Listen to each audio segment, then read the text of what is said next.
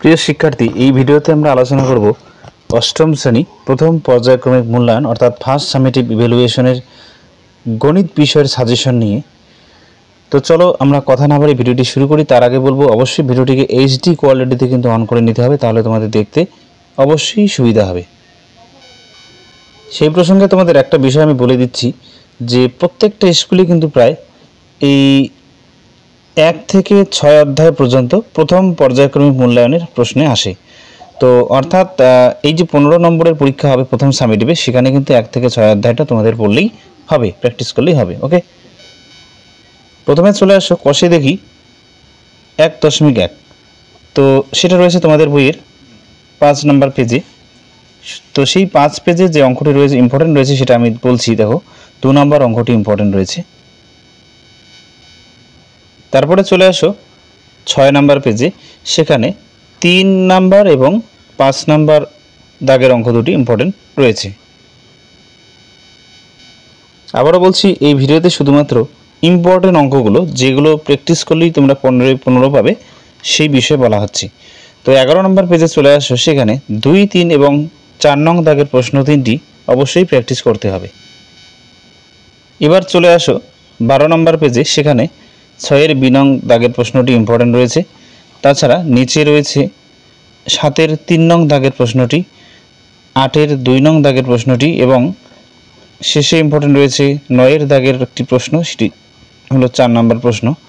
আর এদিকে চলে আসো তোমরা ঠিক 13 পেজে। 13 পেজ কিন্তু খুবই গুরুত্বপূর্ণ ফার্স্ট ইউনিট টেস্টের জন্য। তো এখানে রয়েছে 10-এর 3 নং দাগের প্রশ্নটি খুবই ইম্পর্টেন্ট, 99% আসার সম্ভাবনা।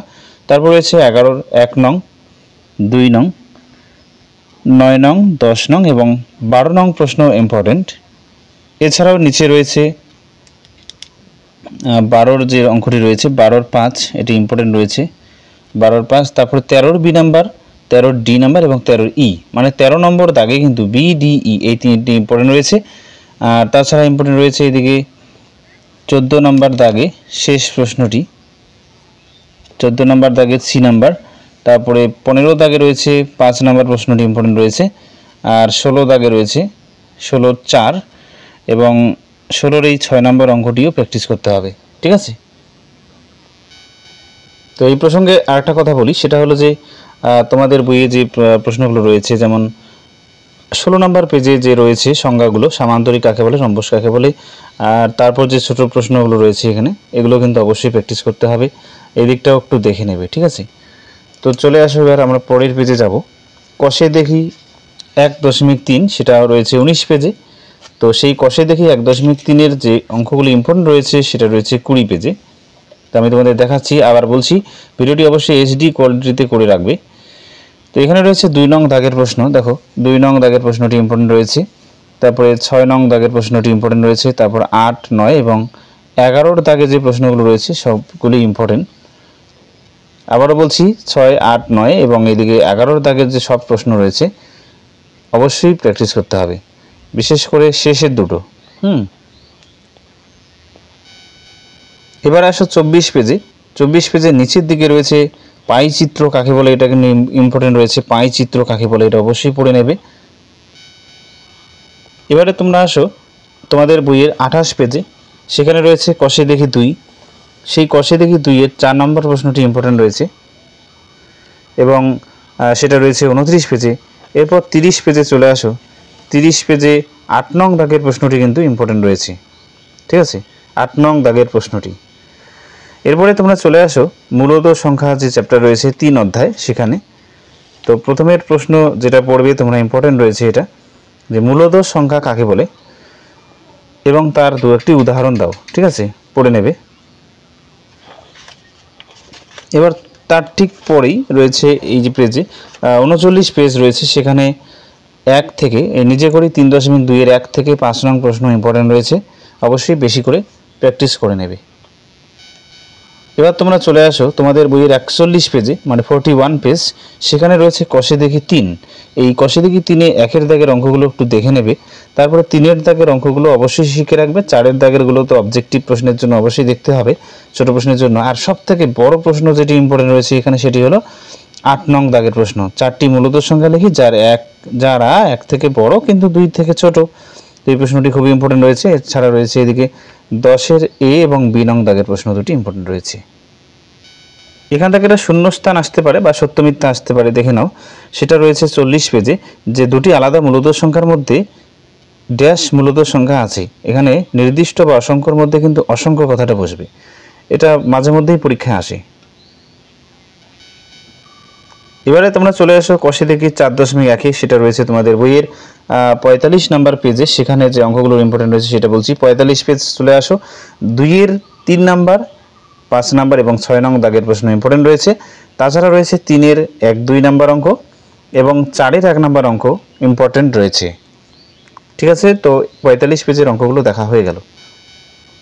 এবারে চলে আসো তোমরা 49 পেজে। তোমাদের বইয়ের যে 49 পেজ রয়েছে সেখানে চলে আসো। এই যে 49 পেজ, সেই 49 পেজে রয়েছে ভাগ অঙ্কগুলো। কষে দেখি 4.2, সেখানে রয়েছে 1 নং, 2 নং এবং 3 নং দাগের প্রশ্ন ইম্পর্টেন্ট রয়েছে। তাছাড়া রয়েছে 4-এর এ এবং ডি, তাছাড়া রয়েছে 5-এর সি, এদিকে রয়েছে 6 নাম্বার এবং 7 নাম্বার, এছাড়াও রয়েছে 8-এর 2 নাম্বার অঙ্ক। এগুলো কিন্তু ইম্পর্টেন্ট রয়েছে। ওকে, এরপর একটা ইম্পর্টেন্ট বিষয় তোমাদের বলছি, দেখে নাও। অবশ্যই পরীক্ষা আসবে, আমি 100% গ্যারান্টি দিচ্ছি। তো 51 নাম্বার পৃষ্ঠায় রয়েছে এই প্রশ্নটি। সেটি হলো যে 1729-কে হার্ডি রামানুজন সংখ্যা বলা হয়। হার্ডি রামানুজন সংখ্যা কাকে বলা হয়? 1729-কে। এটা কিন্তু অবশ্যই পড়ে নেবে। এবার আমরা দেখব কষে দেখি 5.1-এ, সেটা তো রয়েছে তোমাদের 53 পেজে। বইয়ের 53 পেজে যে অঙ্কগুলো ইম্পর্টেন্ট রয়েছে সেগুলো আমি বলছি। 4 নং দাগের প্রশ্নটি ইম্পর্টেন্ট রয়েছে।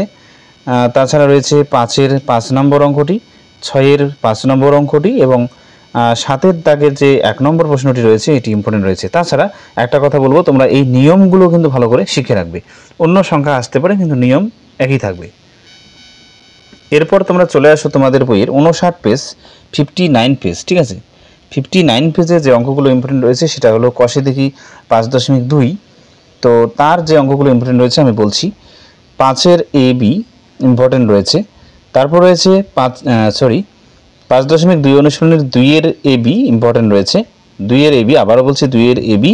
তারপর রয়েছে 2-এর ই, এফ, জি, এইচ এবং কে নাম্বার অঙ্ক ইম্পর্টেন্ট রয়েছে। ঠিক আছে, তো অবশ্যই বেশি করে তোমরা প্র্যাকটিস করে নেবে। এরপর চলে আসো তোমরা তোমাদের বইয়ের 63 পেজ, মানে 63 পেজে চলে আসো। কষে দেখি 5.3, সেখানে যে অঙ্কগুলো ইম্পর্টেন্ট রয়েছে বলছি। 2-এর 1 এবং 4 নাম্বার অঙ্ক ইম্পর্টেন্ট রয়েছে। এছাড়া ঠিক পরের পেজে চলে আসো, সেটা রয়েছে 64 পেজ তোমাদের বইয়ের। সেখানে যে অঙ্কগুলো ইম্পর্টেন্ট রয়েছে বলছি। 64 পেজে 3 নাম্বার প্রশ্ন ইম্পর্টেন্ট, 4 নাম্বার, 5 নাম্বার খুব ভেরি ইম্পর্টেন্ট। ঠিক আছে, এছাড়া রয়েছে 6-এর দাগের যে প্রশ্নগুলো, এটা কিন্তু তোমাদের 64 পেজে বলছি। 6-এর 2, 3, তারপর হচ্ছে 8, 11, 12, 15, ঠিক আছে, 16 এবং 17 নম্বর অঙ্ক কিন্তু ইম্পর্টেন্ট রয়েছে। তো এই গেল 64 পেজ। এবার তোমরা চলে আসো তোমাদের ফার্স্ট সামেটিভের জন্য শেষ অনুশীলনী, যেটা রয়েছে 6 অধ্যায়, পূরককোণ, সম্পূরককোণ এবং সন্নিহিতকোণ। তো প্রথমেই আমাদের জেনে নিতে হবে তোমাদের 65 পেজে, মানে 65 পেজে রয়েছে, সেটা হচ্ছে দুটি কোণের সমষ্টি 90 ডিগ্রি বা সমকোণ হলে একটিকে অপরটির পূরককোণ বলা হয়। উদাহরণ কি কি? উদাহরণ হচ্ছে 70 ডিগ্রি ও 20 ডিগ্রি। পড়ে নেবে অবশ্যই।